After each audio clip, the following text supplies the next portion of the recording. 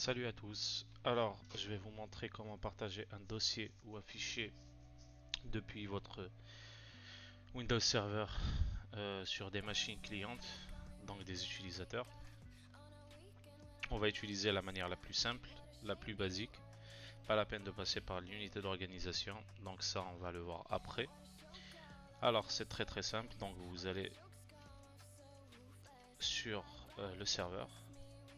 Une fois que vous y êtes, donc vous choisissez, moi je vais créer user 1 de dossier et user 2. Donc vous choisissez le dossier que vous voulez partager.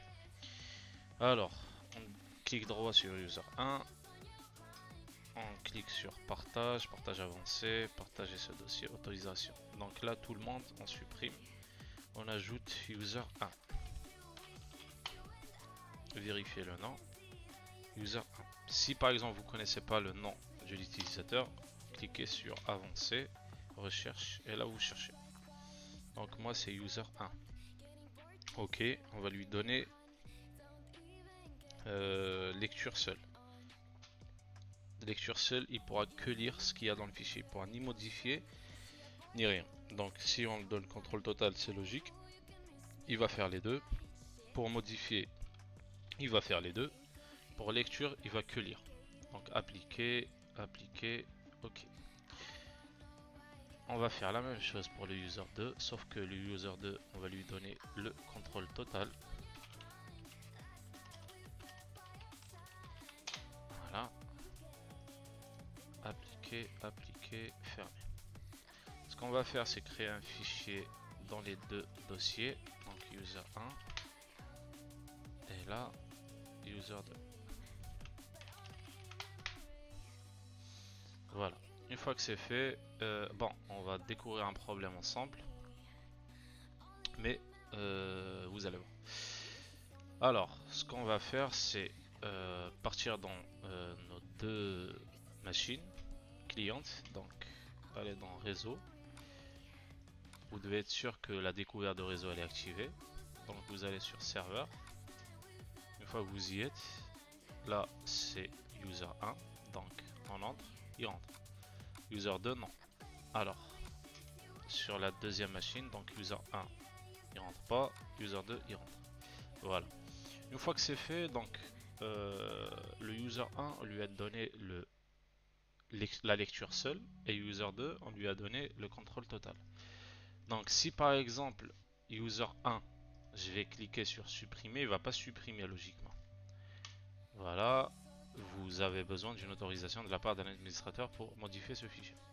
Et si je fais la même chose avec user 2, il va supprimer parce qu'il a le contrôle total, sauf que ça va pas se passer comme ça.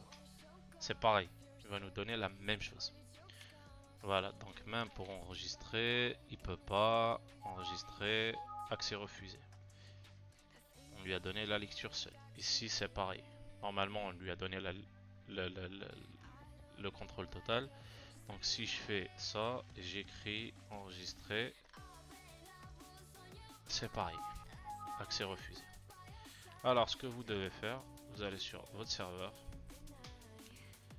Vous allez dans la partition là où il y a les dossiers, ou bien le C, donc propriété, sécurité, modifie.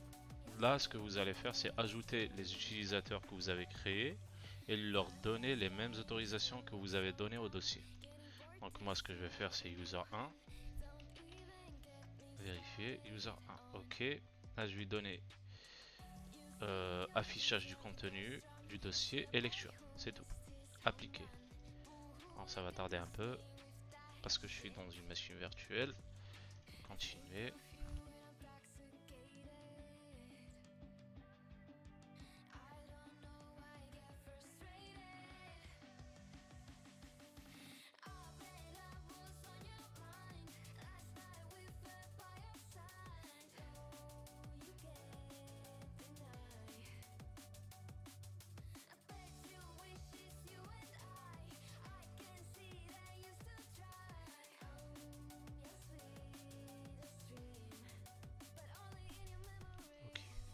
Ok.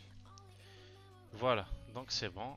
Donc on a donné les autorisations de sécurité pour les deux utilisateurs, donc user 1 on lui a donné lecture, enfin affichage du contenu et lecture. Pour le user 2, on lui a donné contrôle total. Voilà. On va faire notre test. On va retourner vers notre dos machine virtuelle. Donc nos deux utilisateurs. Alors user 1. Non, user 1 ne marche pas. User 2. Voilà. Donc le user 2 il est en contrôle total. Le user 1 il est en lecture seule. Donc ouvrir, il peut le lire. Modifier, je peux pas. Vous avez besoin d'une autorisation. Par contre le user 2 il peut le lire. Il peut le renommer. Voilà. Je peux même écrire dessus. Enregistrer, ok. Donc là, je vais écrire serveur. Voilà. Et si on va dans notre machine, donc le Windows Server, on va dans le dossier qu'on a créé, il y a serveur. Voilà. Donc c'est très important pour les autorisations de sécurité. Parfois, on peut prendre toute une journée à essayer de donner des autorisations et que ça marche pas alors que le problème est dans la sécurité de Windows. Voilà. J'espère que la vidéo vous a plu. N'oubliez pas de partager et de vous abonner. Merci.